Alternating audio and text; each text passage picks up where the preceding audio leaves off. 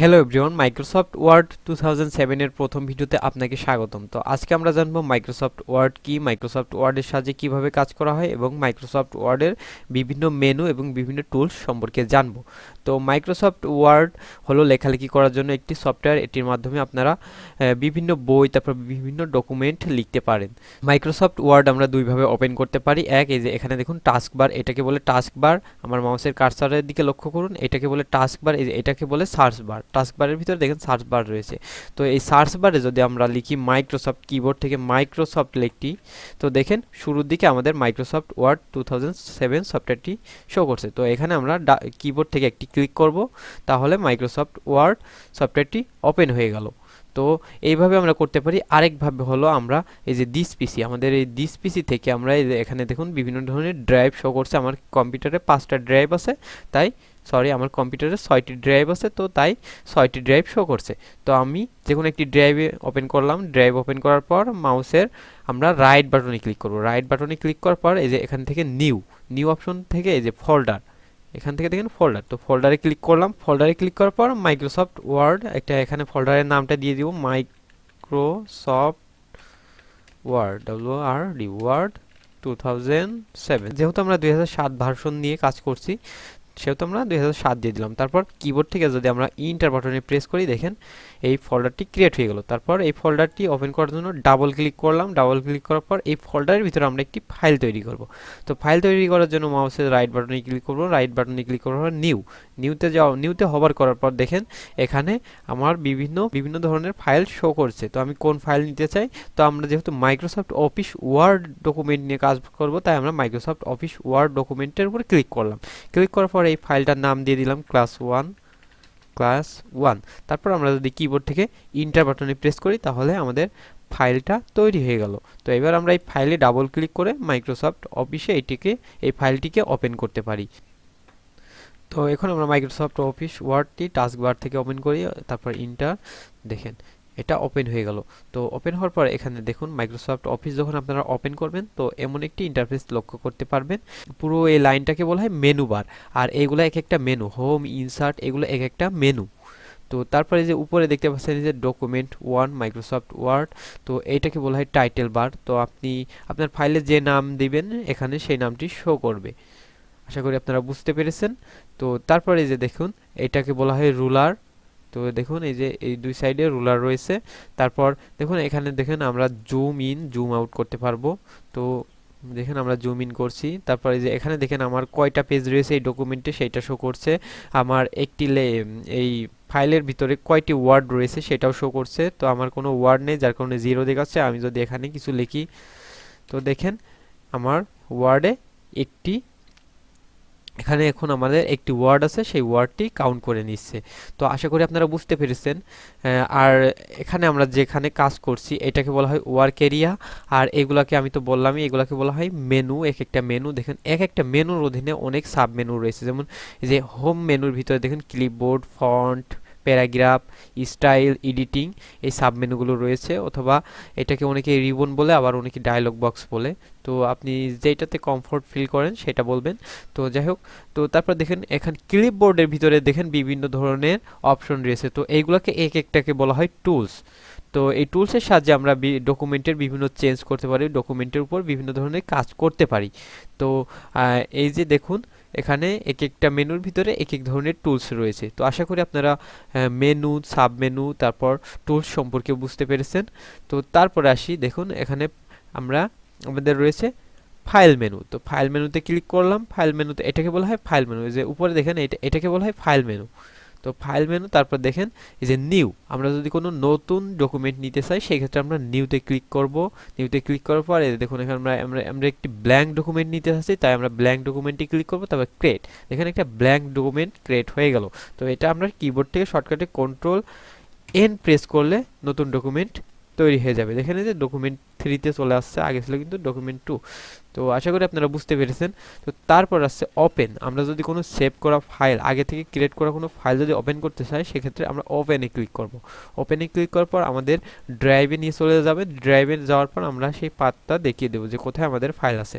তো সাপোজ আমি এখানে গিয়ে যে দেখেন এই ফাইলটা ওপেন করতে চাচ্ছি, তো ওপেন, দেখেন আমাদের আগের পূর্বের ফাইলটি ওপেন হয়ে গেল। তো আমরা কিবোর্ড থেকে শর্টকাটে কন্ট্রোল ও প্রেস করে আমরা এই ফাইলটিকে ওপেন করতে পারি। তো এইভাবেও করতে পারি। তো আমরা সবসময় কিবোর্ডের শর্টকাট ব্যবহার করব, তাহলে আমরা অনেক দ্রুত কাজ করতে পারবো। তো দেখেন এই যে এখানে যে টাইটেলের কথা বলছিলাম, তো আমার ওই ফাইলটার নাম দেখেন, কন্ট্রোল ওতে আমি প্রেস করে দেখাই। দেখেন এই ফাইলটার নাম ছিল ফেক নেম ডক্স। তো দেখেন আমি যখন এটা ওপেন করলাম উপরে টাইটেল বারে ওই ফাইলটার নাম শো করছে। তো আশা করি আপনারা বুঝতে পারছেন টাইটেল বারটা আসলে কি। তো তারপর আসি, এই যে এখান থেকে দেখুন ফাইল মেনুর ভিতরে রয়েছে সেভ। তো আমরা যে কোনো একটি ডকুমেন্ট সেভ করতে চাইলে এখান থেকে জাস্ট এই যে ফাইল মেনুতে গিয়ে সেভ করতে পারবো, অথবা কন্ট্রোল কিবোর্ড থেকে শর্টকাটে কন্ট্রোল এস প্রেস করলে এটা সেভ হয়ে যাবে। তো আশা করি আপনারা বুঝতে পেরেছেন সেভ কিভাবে পোর্ট করতে হয়। তারপর সেভ অ্যাজ, তো আমরা চাচ্ছি এই ফাইলটা থাক, আবার নতুন করে এই ফাইলটাও থাকবে, তারপরে আবার নতুন করে একটা ফাইলে সেভ করতে হবে। সেক্ষেত্রে আমরা এই যে এখান থেকে এই যে সেভ অ্যাজ করব। সেভ অ্যাজ করলে দেখবেন এটা দেখেন আবার নতুন আরেকটি ফাইল, ওই ফাইলটা রয়েছে তারপর আরেকটি নতুন ফাইল তৈরি হয়ে যাচ্ছে। তো এখন আমরা এই ফাইলটির নাম যদি চেঞ্জ করে দিই, এখান থেকে ফাইলের নামটা ফেক নেম 1 দিয়ে দিলাম, তারপর সেভ। দেখেন এখন কিন্তু আমার এই দেখেন ফেক নেম 1, আমার আগের ফাইলটা কিন্তু রয়ে গেছে, আবার নতুন একটি ফাইল তৈরি হয়েছে। তো আশা করি আপনারা সেভ এবং সেভ এস এর পার্থক্য বুঝতে পারছেন। তো দেখেন এখান থেকে প্রিন্ট, তো প্রিন্ট করার পর এই পেজটি কেমন শো করবে সেটা আমরা এই যে এখান থেকে প্রিন্ট প্রিভিউ এর মাধ্যমে দেখে নিতে পারবো। তারপর এখান থেকে আমরা এই যে প্রিন্টে গিয়ে যে এখান থেকে আমরা প্রিন্ট দিতে পারবো। তো যেহেতু আমাদের প্রিন্টার আমাদের কম্পিউটার ইনস্টল নাই, যার কারণে এখন এটা আমি আপনাদেরকে দেখাতে পারবো না। তো প্রিন্ট করার জন্য আমরা কিবোর্ড থেকে শর্টকাটে কন্ট্রোল পি প্রেস করলেও এটা প্রিন্টের অপশনে চলে আসবে। তো যেহেতু আমার কম্পিউটারে প্রিন্টার নাই, তো এটা আমরা আপাতত স্কিপ করে যাচ্ছি। তো আশা করি আপনারা ফাইল মেনুর কাজগুলো সম্পর্কে একটু ধারণা লাভ করেছেন। তো তারপর এখন চলে আসি আমরা হোম মেনু। তো এখন আমরা দেখব হোম মেনু এর কিছু কাজ দেখব। তো হোম মেনুতে আমরা এখন হোম মেনুতেই রয়েছি। তো দেখেন এখানে রয়েছে প্রথমে রয়েছে ক্লিপবোর্ড রিবন। ক্লিপবোর্ড রিবনের ভিতরে রয়েছে পেস্ট, কাট, কপি, ফরম্যাট, প্রিন্টার, এই 4টি টুলস রয়েছে। তো এখন আজকে আমরা এই 4টি টুলসের কাজ দেখব।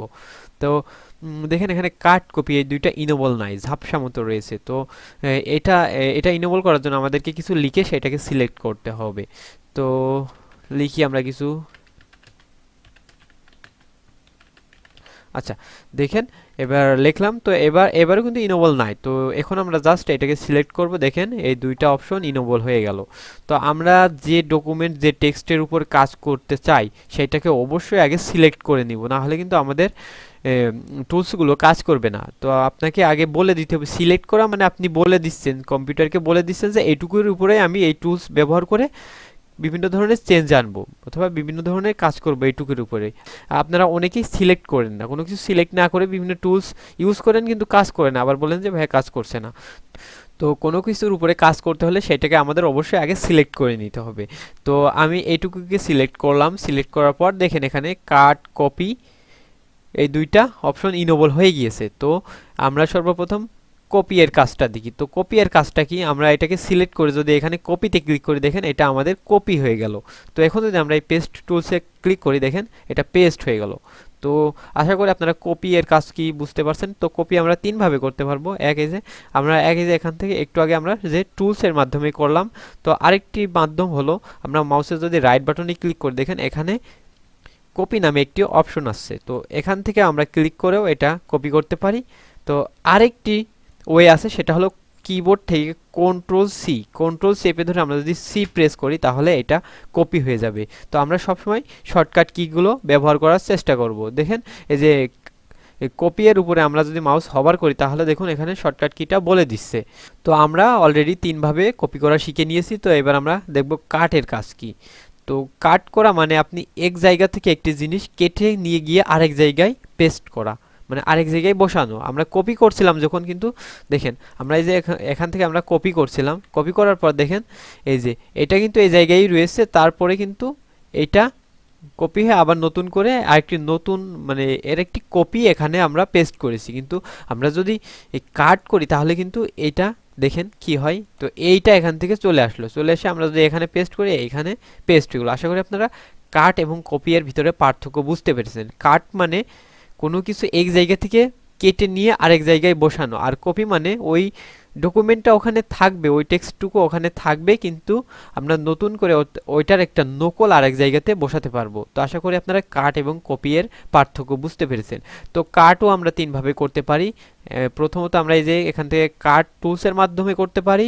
আরেকটি ওয়ে হলো আমরা এই যে এইটাকে সিলেক্ট করে মাউসের রাইট বাটনে ক্লিক করব, তারপরে এই যে দেখুন এখানে কাট।